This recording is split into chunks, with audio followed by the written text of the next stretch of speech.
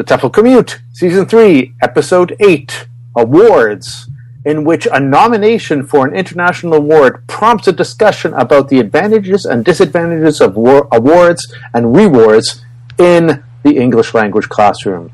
It's the TEFL Commute. Let's get started.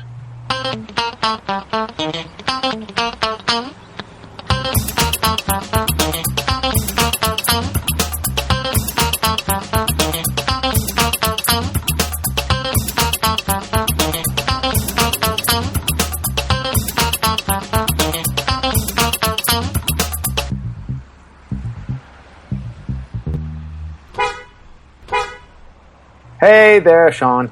Hi, Lindsay. How are you doing today? Fine. How are you? Yeah, all right. It's good to have some sun for once. Oh, nice. Welcome, everybody, listeners. This is another episode of the TEFL Commute, a podcast for language teachers that isn't about language teaching, but the subject might come up. My name is Lindsay Kleinfield. And I'm Sean Wilden. And Lindsay, it's the final episode of the season, and you nailed the introduction. Well done. Yes, it is the final episode of our Season 3. We're recording this just coming up onto summer. And what prompted this discussion today is the topic of awards. Partly because, if you've noticed our homepage, we on our Facebook page, we've been nominated for an Elton Award. Sean, would you like to tell our audience what the Eltons are, if people don't know? Eltons are things that you and I get nominated for, but never win, Lindsay. I think is how we do it. I think that's the bitter description of it. But they're Teaching Innovation Awards, sponsored by the British Council, I believe. And they deal with innovation in teacher and student resources in the English language teaching profession. So it's always nice to be nominated. Yeah. So these awards take place once a year in London. Usually, it's a British Council event, and I kind of think it's funny. They kind of spoof a little bit the awards ceremony, other awards ceremonies. So it's sort of, they have the nominees are and all of that kind of stuff, and then several different categories, and it keeps changing. In the past, it used to be just one category for everything, and now I think they have. Obviously, I only joined its kind of mid-history then. Yeah.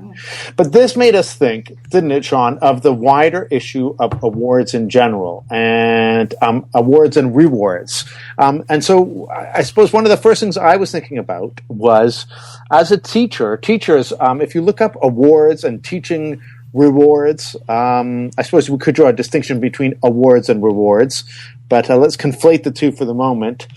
Lots of stuff that teachers do in the sense of giving awards to students. Awards or rewards.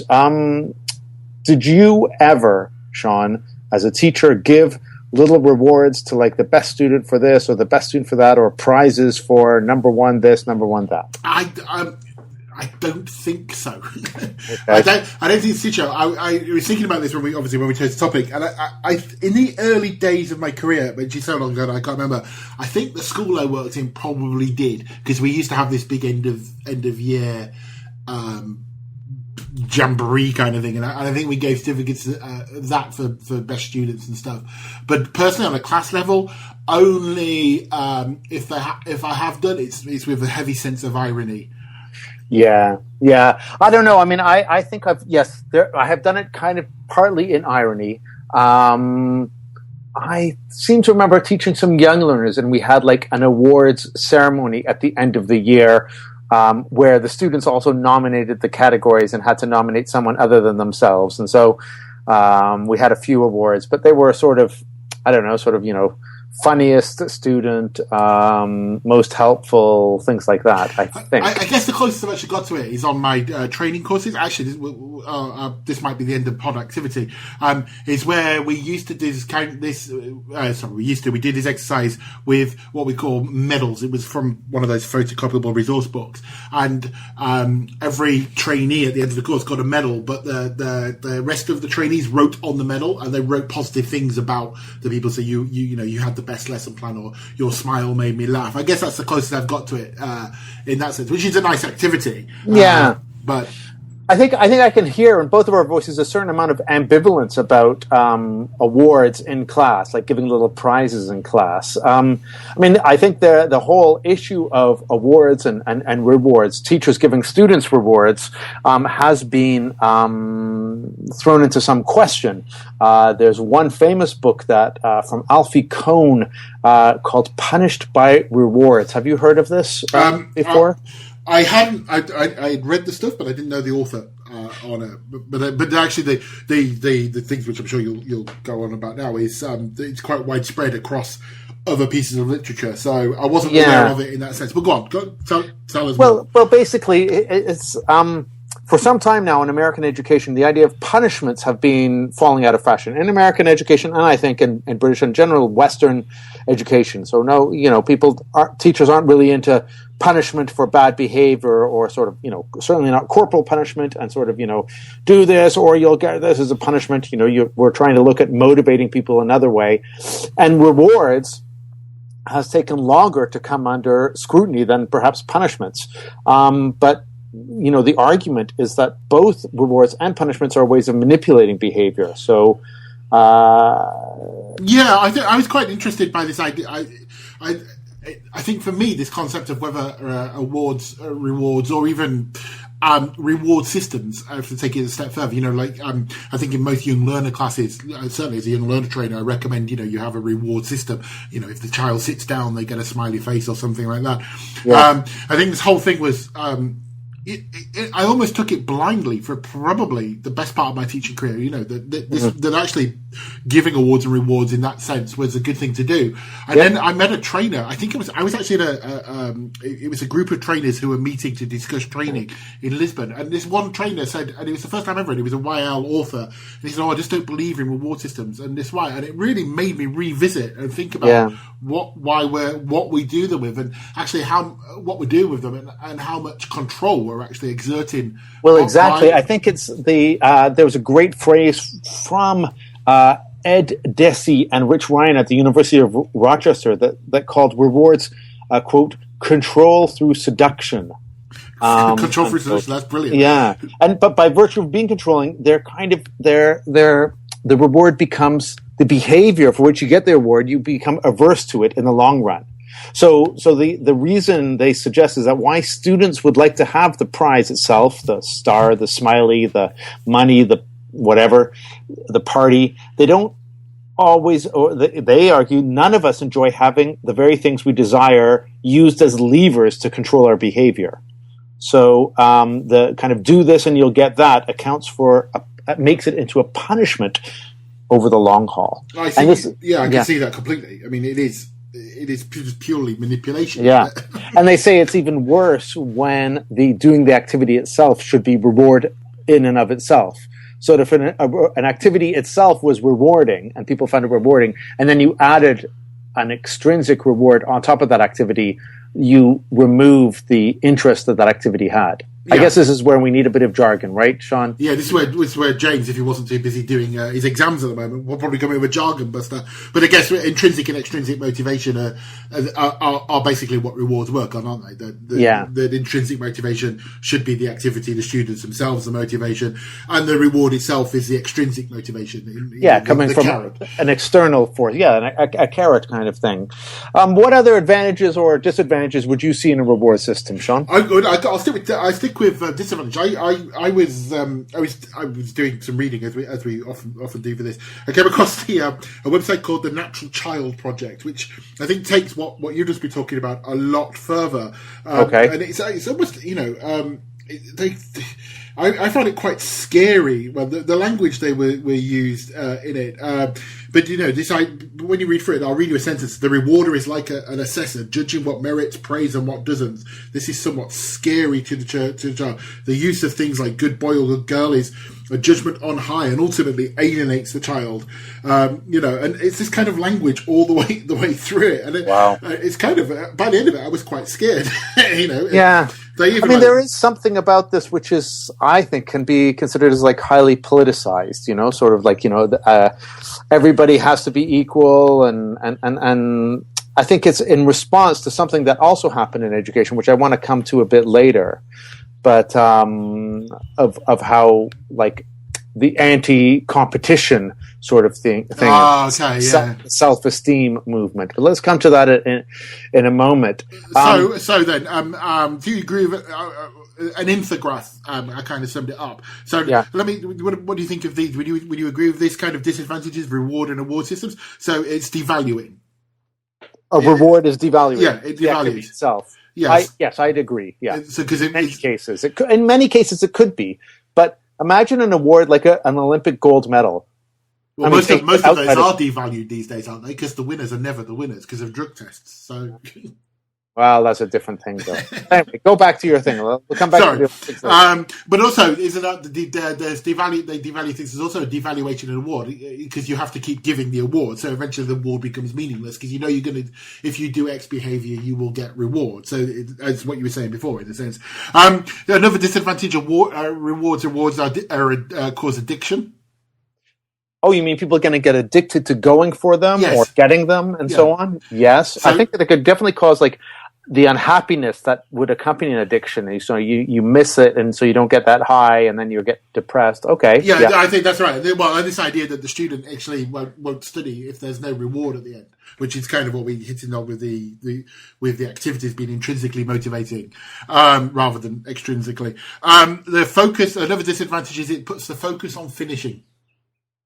That's true. So yes. Rather than looking at the quality of what you're doing and achieving something meaningful for the task, you know that by being the first to finish, you will get an award. We've already talked about manipulation. They increase pressure. Definitely, but that's the same as like any extrinsic motivator, I think. Rewards, exams, punishments, exactly. whatever. So. Yeah. And what we've already hinted on, that they become bribes. And there is a sense of that, isn't there? The teachers are like, if when you've lost control of that class, like, if you sit down and shut up, I will give you a, so there's quite a lot. We're being very negative here, aren't we? Why don't I throw it back at you then and look at some of the advantages? And then, our listeners are thinking, well, they're being rather negative. There are advantages that are listed. One is that an award can increase self-esteem, of course, to the person who won the award most. So winning an award for something makes you feel more confident, makes you feel like you've earned something. It builds your own self-esteem. I know we're going to talk. We're going to get this detour, but I know we're going to talk about other people's awards later on. But one of the, you asked on Facebook, which we'll get to later on, about if people got awards when they were at school, and it made me remember that. And I was thinking about self-esteem because actually, in actuality, my self-esteem later on went down. We used to have this weekly award in our primary school called the Triers Cup. And it was only later on that I finally comprehended what the Triers Cup was. Oh my gosh, yeah. So every Tuesday in the weekly assembly, the cup was given out to one of the students on the week. And as a primary school kid, it's like, wow, I've got the trophy. Look, I tried. But that's exactly it, isn't it? It's actually you're tinged with negativity. It's interesting. It's interesting. I mean, but would you say that it seemed to motivate you though, didn't it? Well, yeah, I think when I was 7 years old, then yes, it did. So it increased my self-esteem then. But now looking back on it and reflecting back on it, and as I say, it was your Facebook post that made me think about this. It's like, oh yeah, the Triers Cup's quite loaded, isn't it? Really? Well, yes, exactly. I mean, I think we could. It's a good one, the Triers Cup. I think we could. I mean, you've mentioned a couple of times, so I'll tell the listeners. I did ask a whole bunch of teachers on Facebook. I think this ambivalence about rewards and awards might exist for us as teachers. But by gosh, when you ask teachers what they remember getting as students in terms of rewards, I got loads of stuff. There were tons of people who were very happy and still remembered to this day, sort of like in some cases it must be 30, 40 years later, the different awards they got. There were some really kind of interesting ones. There's some very odd ones as well. Yeah, I mean, there was sort of, oh gosh, I'm just looking through them now. It was the one, I would say somebody got a carriage clock or something like that, I remember. Yeah, well, the form that the awards took was one thing, and lots of these were, of course, the either kind of horrible, ugly plaques that you get or medals. I got one in my high school for School Spirit Award, which seems to me as a very North American thing. School Spirit Award. Most kind of like rah rah rah. Okay. On the student council, I had done a lot of assemblies and things like that, leading cheers and things like that. So School Spirit Award, but it was this horrible block of like wood with a bit of kind of tin on it that looked like something that would be in a Cluedo game. Of sort of, Lindsay bludgeoned the person to death in the study with the award. I mean, it was one of those. And other people mentioned that their awards, the plaque kind of things, were quite horrible. Loads of people, English teachers, and this would make sense, I guess, since we're all kind of bookie-ish people, got awards in the form of book tokens or books. And lots of them still had the books. In fact, they even posted pictures of them. So, people posting pictures of the books they got.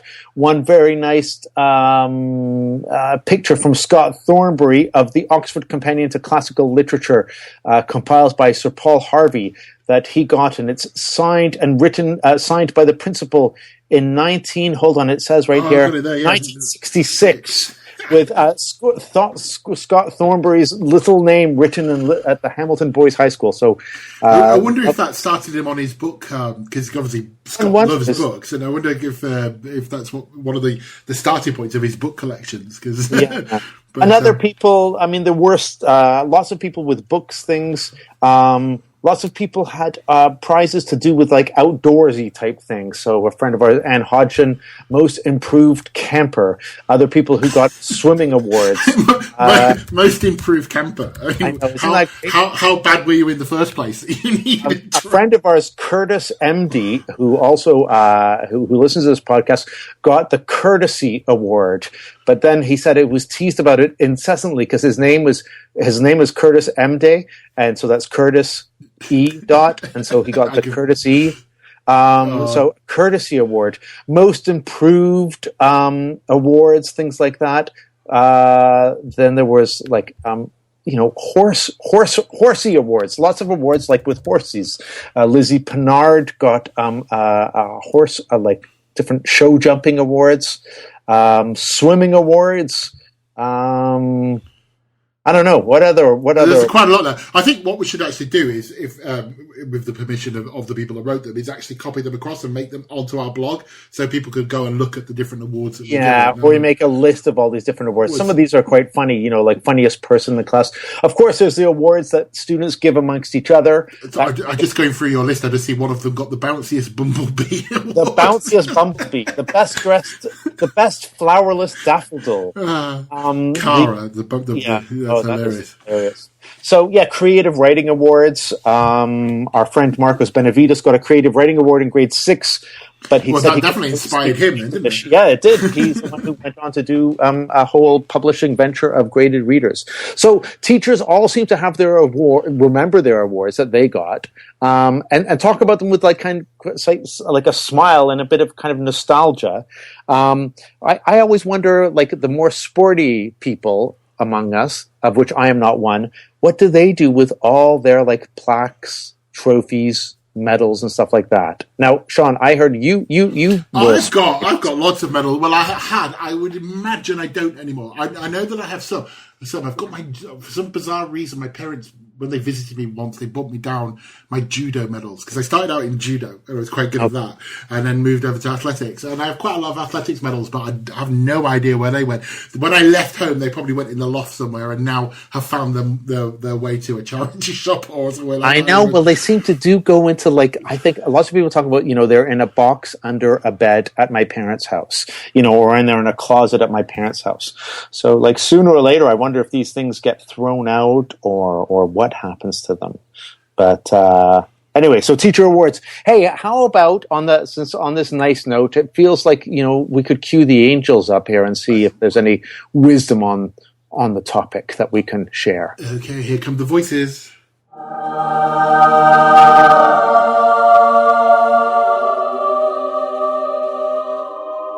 Teachers who inspire know that teaching is like cultivating a garden. Those who would have nothing to do with thorns must never attempt to gather flowers. Author unknown. I shall miss that over the summer. While yes. I have to go speak to the Angels and get some more wisdom for the next season. I know we will have to get some more wisdom for that. So awards. I mean, what we were actually talking. We kind of. I've forgotten where we went. We were talking about negatives, and we got to advantage. You would see advantages. You were talking about advantages, and then we detoured. I was talking about advantages, and then we detoured into like all these teachers that we know who seem to remember quite fondly their own rewards. So that must be. We were talking about self-esteem, weren't we? That's right. Yeah. Speaking of self-esteem, then that brings me on to my next point, which is I think one of the sort of punished by rewards thing came. I think probably in the early 20th century, so the 1920s and before, 30s, 40s, 50s.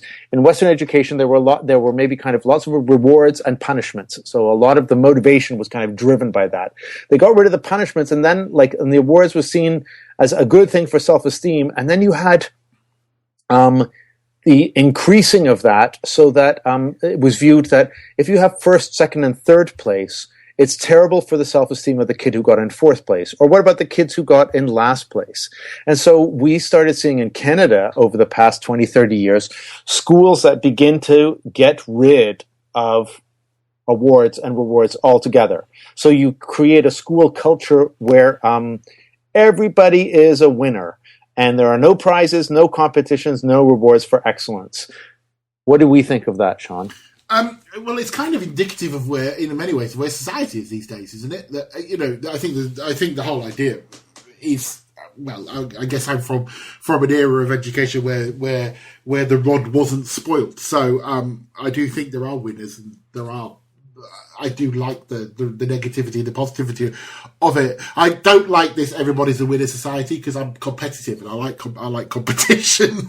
Yeah, I mean, I think it's unfashionable to say that competition is a really good thing in classroom activities and stuff. But the kind of going completely the other way and having, well, in my classroom, everybody's a winner. Everybody gets the prize. I think you end up then. If you end up doing that, then you end up having. I mean, if you end up, I think it does devalue things. It does devalue things, and okay, you don't give prizes, but it's in that situation where, I guess, I don't know if it's an advantage or a disadvantage of this scheme, but if you did give awards and you're trying desperately to think of an award for everybody, and you end up with showed the most school spirit kind of award just to make sure that Lindsay got an award in class or something like that, where.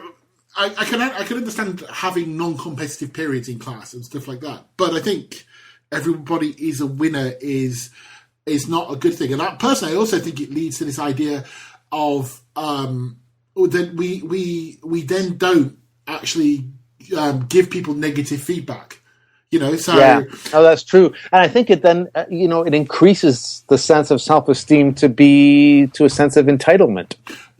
Which is where we are. It's this used to flabbergast me when I was doing teacher training courses, certainly with North Americans, when you would say something was average, and they would see, and I think average is okay. It's a good starting point, and they would see that. I think this is a cultural difference between. But I think that's part of this everyone's a winner society. That you then expect everything to be what is it? It's like grade inflation, isn't it? Instead of something being very good, well, just tell me what I have to do, I'll do it, and then I want to get the award, prize, or the top grade, or whatever. But I also think that it means that the top grade is that we've got to the point where, because everybody's a winner and everybody's good, everybody's this, that we can't say good is okay anymore. Good is average and very good. I know that's slightly a detour from where we're going, but I think that kind of idea behind it. And doesn't it also, I mean, I remember seeing this recently, going back to Canada and going to see my nephews and stuff, and they'd be playing sports at school, or like after school sports. And I can understand for very young kids, you're playing soccer, football, or you're playing whatever, hockey, and they say, well, you're just playing, we're not keeping track of the score. You're playing to practice. But if you continue that forever, I don't know, because they said, at this very young age.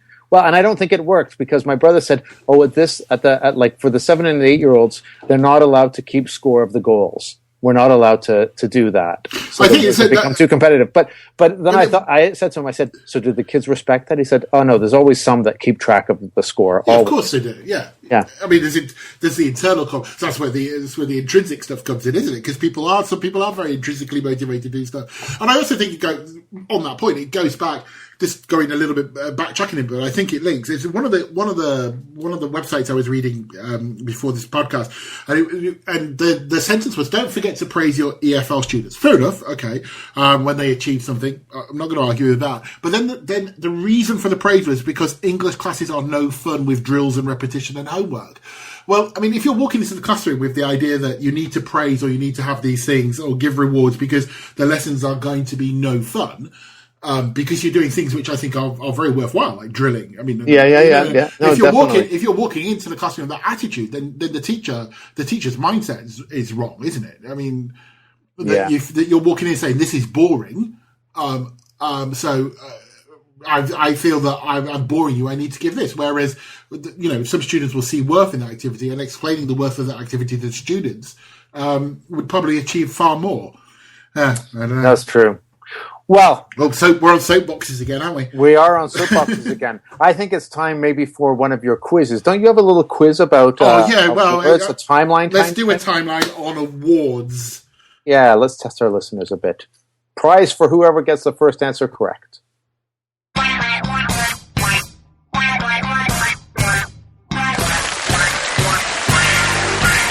Welcome to Timeline, the TEFL Commute's on-the-move game for teachers. Okay, in order to play Timeline, you need to draw yourself a mental timeline. We've all used timelines in the classroom. Get the pen, draw a line. Over here on the left is usually the past. Moving towards the right, it's the future, with somewhere with a little cross or an intersection for now in the middle. So draw yourself that mental timeline now. Great, so you're almost ready to play, so all you need now is a topic. And in keeping with today's episode, the topic is awards. And the Oscar goes to... That's right, we're talking award ceremonies. We've chosen 7 internationally famous award ceremonies, and what we'd like you to do is put them in order of when they first started. Obviously, the one that is the oldest will be first on your timeline, going through to the one that's newest, being closer to now. So, if you're ready, let's play Timeline.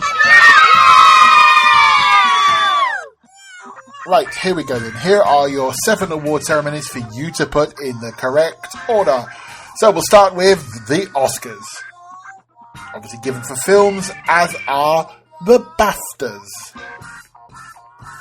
Away from films, let's have a look at the Nobel Prize. 4th, we've got the Pulitzer Prize. Next, the Time Person of the Year, which of course when it started was Man of the Year. 1 from music, the Grammy Awards. And 1 that was given out quite recently, but when did it start? The Cannes Film Festival. So there are your 7 things. In no particular order, we talked about the Oscars, the BAFTAs, the Nobel Peace Prize, the Time Person of the Year, the Pulitzer, Cannes Film Festival, and the Grammys. Thinking time.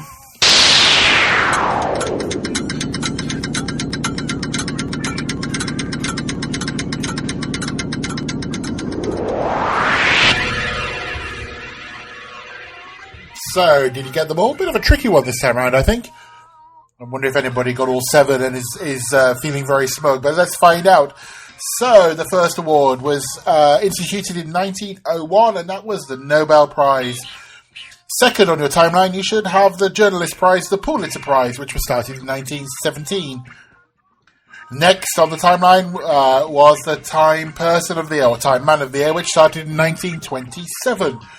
Soon after that, we have our first film award, which were the Oscars, which was started on the 16th of May, 1929.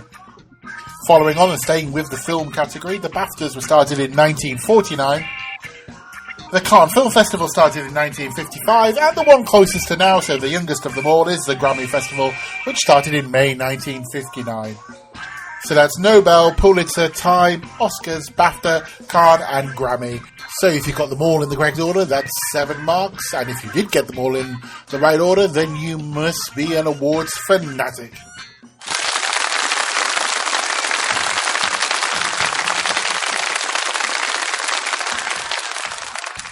And join us again in a future podcast episode for another edition of Timeline.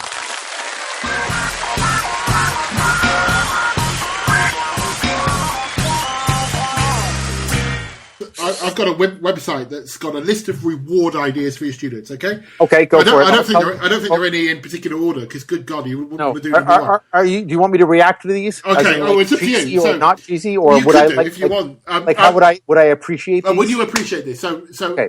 You've just got the first answer correct. So here's the first reward you could possibly have, and that's sit at the teacher's desk. No way.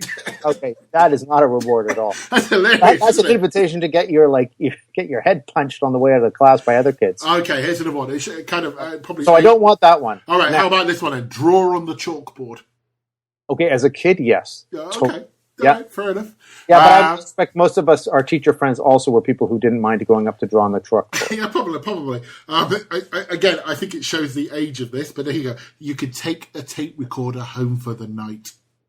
All right, what would that be? The modern day equivalent? Take the teacher's iPad home for the night? Sure, I'll go for that. Please. Definitely. Okay, yes.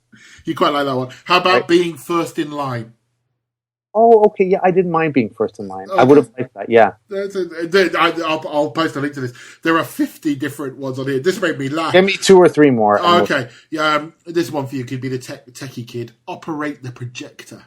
Oh, yeah, totally. That would be a good award for me. I love that. Operating don't touch, everyone else sit down. And then you're like, wow, I get to...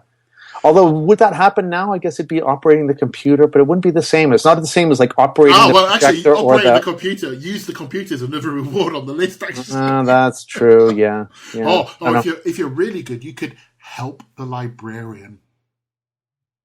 Barf! Brilliant. Right, yeah, so lift all the heavy books and put them away. No, thanks. Although, I guess it is kind of getting outside of class. Hey, well, nice idea. Listen, let's... I think we're coming to the end of our episode, more or less, Sean. Oh, the end of the season.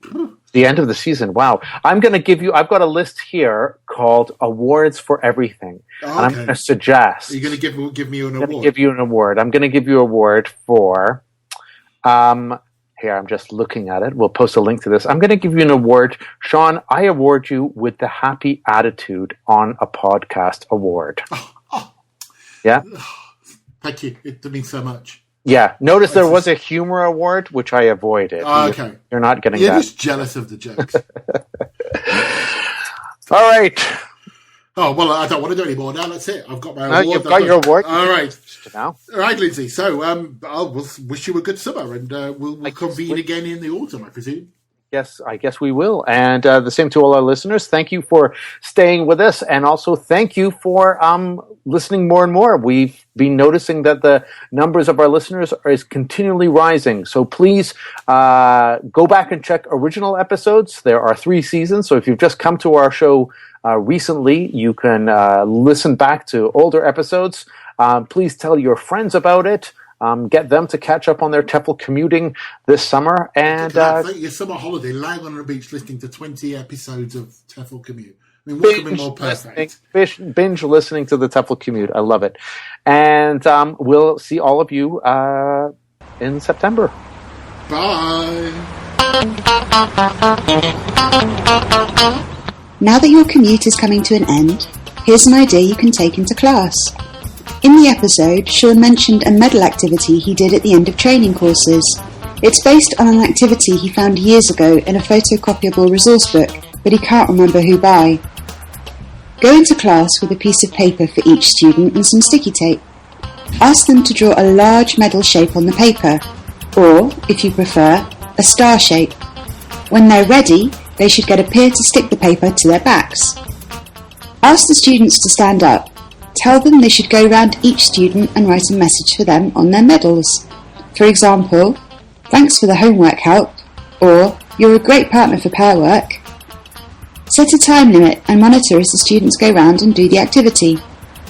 At the end, the students remove the paper and they have a full sheet of positive comments from their peers that provide a fitting end to a course. You can find the instructions for this activity at our website, www.teflcommute.com. You've been listening to the TEFL Commute, an Elton-nominated podcast produced and presented by Lindsay Clanfield, Sean Wilden and James Taylor. Don't miss out on any episodes by subscribing to us on iTunes and by visiting us at www.teflcommute.com.